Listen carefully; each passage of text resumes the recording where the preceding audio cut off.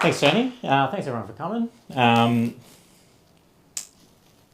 I on the right screen? There we go. All right. So, yeah, as Tony said, my name's Stephen. I'm a senior systems engineer at Canva. I've worked here for just over a year. Previously, I worked at Block. Before that, I got my start in this whole thing at an Apple store, like many of us do. Those of you in Melbourne might have seen me present at some of the Mac admins things before, but this is my first time at Xworld. So nice to meet you all if we haven't met before. Just a bit about what I'm going to talk about today. So, like any company, Canva is a business and in the business of trying to make money. And as most of us know, we work in IT, and IT does not make money. We're a cost center to the business. So that means, we need to manage our budgets and make sure we're spending responsibly and make sure we're spending where we're going to get the best value from our dollars. So as part of that, previously at Canva, we really didn't have many different types of devices we were deploying. So we had basically like an engineer spec, which was like a top spec MacBook Pro Max, and then like another spec, which is a bit lower, maybe a MacBook Air or something like that. And we thought that it's probably a good idea to, determine like, are these the right devices for the people who are actually using them?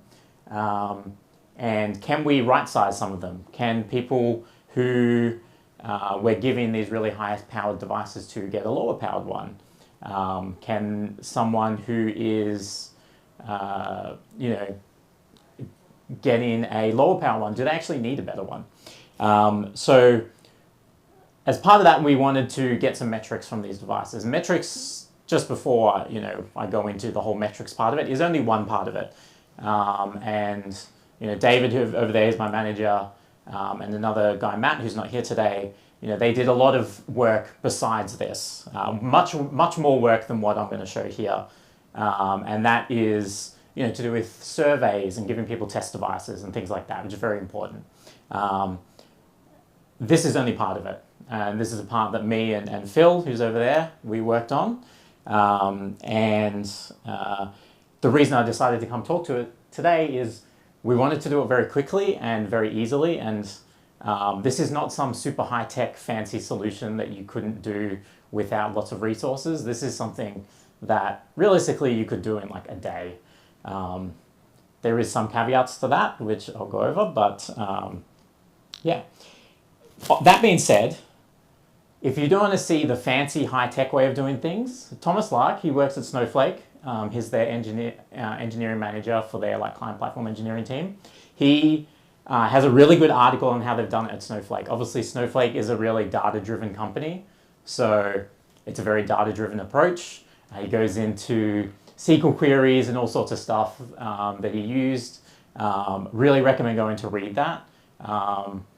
What I've done with Phil is nothing like this, but if you want a really robust solution, I really recommend going to see what Thomas has talked about there. So what are the two things we're looking at when we're looking at these metrics? So the first one is optimizing for costs, which I mentioned.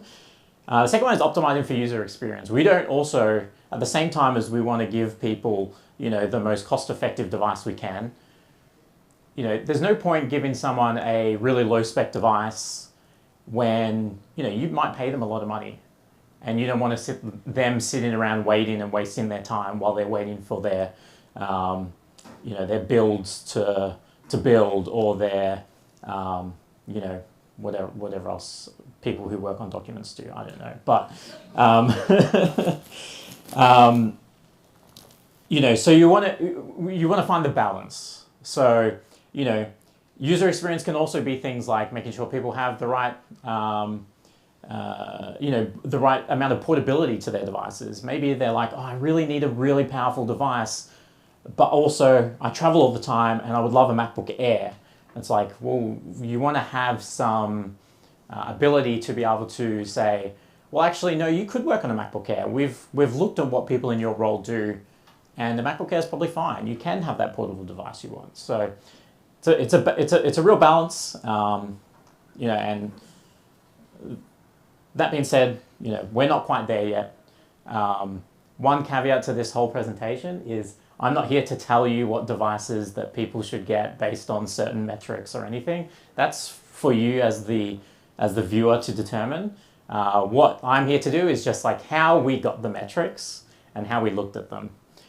So yeah, that's what I'm going to go over today. So what metrics we looked at, how we went about collecting them off the device, and just some ways that we looked at analyzing them. Now, one thing with this whole thing about metrics is there's just so actual little documentation. I don't know if anyone's looked at this. There's just almost no documentation on, well, what is a good metric? We have Geekbench scores that people do every time a new Mac is released, but you can't run Geekbench in the background of everyone's laptop and see how that's going and what resources are available. That's just good at comparing two Macs to each other or a Mac to a PC. How do you get these real world information? So before I go too much into it, I do want to just take a quick step back and look at Apple Silicon, because Apple Silicon, as we found out when we were looking at it, has changed a lot of how this all works.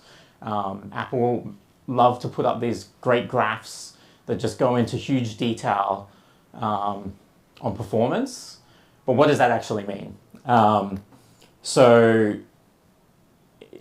We have different types of cores now. We have performance cores and efficiency cores. So performance cores, they use for generally like user tasks, things that are running in the foreground, and they're use something called quality of service to determine that that's a high quality of service that needs a performance core.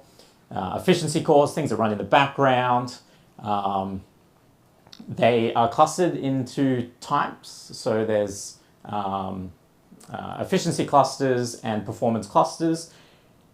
And the clock frequency of these can change, which is not something that really happened before on Intel and doesn't really happen on Windows as far as I'm aware, where the clock frequency can go up or down depending on what's required. This makes it so much harder. I know when Phil and I were looking at it, we were like, oh, let's start looking at CPU frequencies and all this kind of stuff, and oof, it got complex fast. So just thought I'd touch on that first, just so you understand that the reason that it's so hard on Mac is because it's just so different to what it is on Linux and Windows. There's a really good article as well on the Eclectic Light Code about this stuff, which I have a link at the end for that. So yeah, let's have a look at the metrics. So this is like what we determined as what were metrics that we cared about. So CPU. So for the CPU, we looked at the load averages. So there's a few commands that give you load averages. 1, 5, 15 minutes. So the uptime command is a good one that gives you load averages. I think there's quite a few more. The top command, as you can see there, also gives you the load averages. Now, load averages on Linux are 1, 5, and 15 minutes, the same.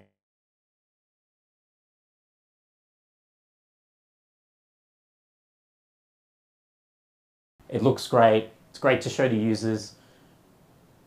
Apple don't surface that anywhere in a command line tool that you can get with a CLI. It's some secret voodoo sauce magic of combination of cached files, swap usage, compression, free memory, all these kind of things. So you can't get that number. You can't get that pressure besides looking at it on the device. So we had to think, well, what was the next best thing? Using the memory pressure command, as you can see here, at the very end you get one number that is the system-wide memory-free percentage. And we thought this was pretty good. The system-wide memory-free percentage is an amalgamation of a lot of the numbers that you see above it, swap and things like that. It doesn't directly correlate to memory pressure, but it roughly does. So anything below 60% of memory-free percentage is usually in yellow in memory pressure, but not always. And anything under 40 is usually in red, but also not always. Your results may vary. So that's what we determined. I know Martin, who spoke earlier today, I know he was looking at swap as his thing for it. Also another great way of doing it. So we went with the system-wide memory-free percentage. Good thing about the memory pressure tool as well, if you don't know, is you can actually use it to simulate poor memory conditions. So I've got this graph here of, poor memory pressure, as I just use the memory pressure tool to simulate that. So really good for testing. The other one we looked at, which is a bit of a weird one, and Phil was the one who brought this one up, is kernel task CPU percentage. So kernel task is used as part of macOS to help throttle your device. So if your computer gets too warm, kernel task will basically spin itself up, kind of doing nothing, to take processing cycles from other power-intensive tasks so that your computer can help cool itself down. So we thought, all right, if kernel task is going high, it probably means that something else is going wrong. So we thought we'll take that as well. We can use the top command to grab that, and we'll get in other things from top as well. So we thought, let's just take this too. Next, we looked at thermal pressure. This is I guess the last main one we looked at. So power metrics allows you to get the thermal pressure. There's a few different states it can be in. We thought as well, a hot device is generally a poorly performing one. Help us also determine things like, MacBook Airs that don't have active cooling, like are they getting thermally throttled? So thought it was something worth looking at. I will say we probably didn't get great data from it, but it's probably worth looking at. Some other things that we considered, disk read and writes. We ended up, I just think it's probably not that worth it. SSDs are fast. Like, are people complaining about their disk read write speed ever? Probably not. Disk capacity used, your MDM probably has that already, so you can kind of get that information. Our office networking team have asked us to start getting networking performance as well. We haven't done it, but that's something that they want to look at too. So all possible. So how did we want to collect this? At Canva we use Kanji. So we decided that we're going to go with a Kanji custom script and just pipe it into Datadog. The reason is what I stated at the start. We wanted something that was very quick and very easy to deploy. We could write it in Python because we deploy Python to our machines, or Bash or C#, whatever you want to do. We didn't need any extra agents, no launch daemons or anything like that. We can just get our MDM to deploy the script and do it that way. Now, because we're going to Datadog, Datadog has a concept of tags. So you can send a metric, and a metric is a number and its time that it occurred, and then you can tag that with whatever you want. Now we decided that we care about our fleet, and for this specific thing of cost optimization, we didn't care about a specific device. So we didn't care about going oh, this person is having poor performance. What we cared about is getting that in aggregate across the fleet. So we went with tagging people's job titles. So in Kanji we can put I'm sure other MDMs have it as well, where you can put information from your IDP as information on your device. So we could query it that way, which is great. Build number, we thought in case there was issues with macOS builds, and the device model, so we know what device they're currently on.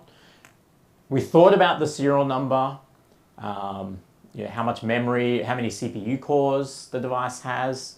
There's a few reasons that we didn't do these. So serial number we didn't do due to the way Datadog works. So Datadog charges based on the dimensionality of your data, which basically means the number of unique values in your tags will increase your costs basically by that percentage.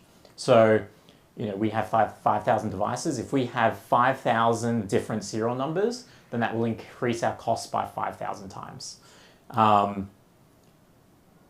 With the tags that we chose and the amount of data that we're sending, which is from 5,000 devices, our costs are really low in Datadog for this. I believe they're less than $30 a month. So it's not like some crazy expensive thing. If we were to add serial number, I think we looked up that I think we ran it through Claude, and Claude's like, massive cost explosion. This is going to cost over $1 million a month. I don't know if that's actually true, but we haven't done it yet. There are ways that you could do serial number without that cost. You could pipe things through as logs and then pass things from logs instead, which has a different pricing structure. But we just wanted to use the metrics, nice and easy to use. I will say as well that Datadog's not the only way you can do this. Like Splunk has metrics as well. At first we actually didn't think we were going to have Datadog, and we looked at piping it all into a Google's sheet, and then creating tables from that. Kind of glad we didn't do that, but if you've got a small enough fleet, it's probably possible. So downsides of this approach, we can't attribute the metrics to a single device or a single user. It's not what our goal was, but if that was our goal, this wouldn't work for that because we don't put that serial number or a username in. We just got job title. We do have to put the Datadog API key in plain text in our script when we're deploying it through the MDM. It sounds like a huge problem. It's not really. It's a write-only key, which also sounds really bad, but it can only write metrics to Datadog. So if someone wants to skew our graphs, go for it. That's fine. And with Kanji, we can run our scripts. They only run every 15 minutes or daily. So we can run it daily. Once again, if you wanted, we'd do it every 15 minutes. But if you could do a launch daemon or something like that if you wanted to do it elsewise. So what does this script look like? I do have yes, I did bring an example. So this is not the exact script we deployed to Kanji, but it's pretty close. So let me just move that down. How about that screenshot this? Yeah. There's nothing secret in there, don't worry. Besides the secret API. Yeah, which I did. I had to find a way to hide that from the thing, but yeah. So and I added some login in here because I'll run it and we can see. But it's a very simple Python script. We set up a client. Which just does the API call through requests, and then we just have functions for the metrics we want to gather. So, get memory pressure. We just run the memory pressure command. Do whatever text processing to get the number out of it. CPU load averages. We do the same. CPU idle and kernel task usage, they both come from top, so we can get both from the same run. Very simple. Thermal pressure, bit of a switch statement in here just to convert the strings into a number. Metrics in Datadog have to be a number, they can't be a string. Get some device information, the job title, and then we basically just pull that all into a payload, do a pretty simple dictionary comprehension, and then away we go. So I can run that. It should be there already.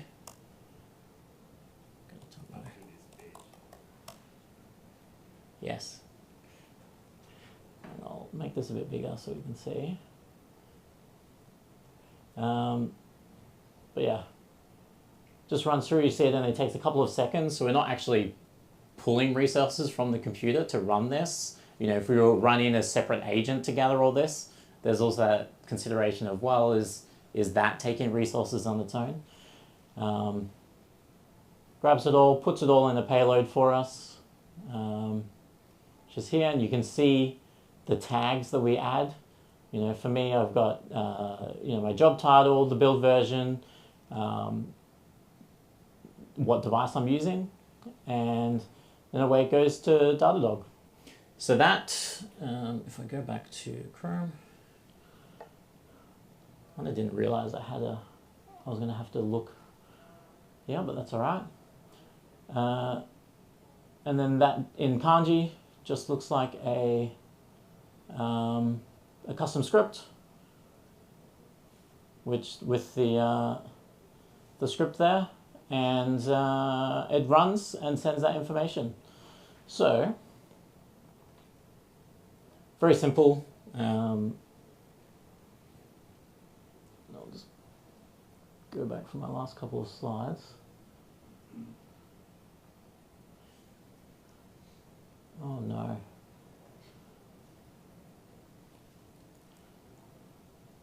All right. So, how do we analyze it? So we had two different ways we used to analyze it. The first one is just dashboards in Datadog. We'll give a quick look at in a second. And the second one, which is kind of cool, is because we are using, you know, something that's not Google Sheets, is we can use an MCP. I'm not sure how many of you are used to are looking at MCPs or anything like that, but for this kind of mass data aggregation and looking at, they are fantastic.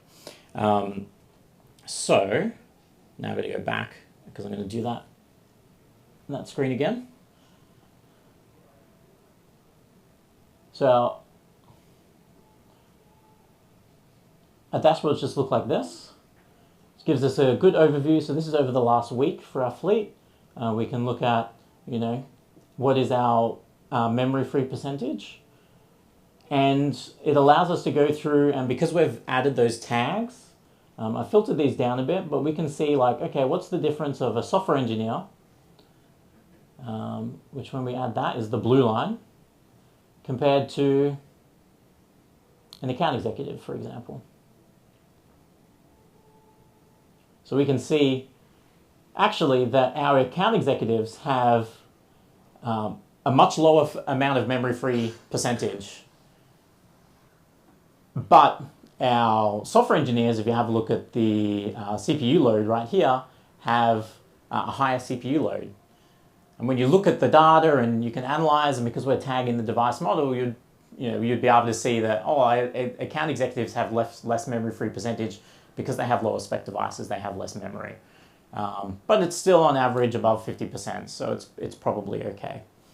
Now the good news is that because we have the MCP, looking at all these dashboards, I am not a statistician, so I hated that. So instead, we're able to just look at something like Claude, and I did actually write a prompt for it already, so I didn't have to do that on the fly,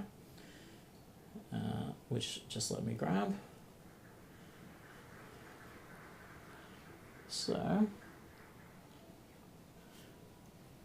for anyone who's not used to or doesn't use a lot of AI tools like this, the easiest thing to do is start with a very small prompt, build on it, and then just ask the AI to say like what prompt would get me this answer straight away. And that's how I've got this long one. So I can just go in and say to Claude to do that. And so it can give me, I asked it, analyze the memory pressure metric in Datadog for software engineers and legal counsel, cross-reference the device models, job titles, explained all this was a big back and forth process.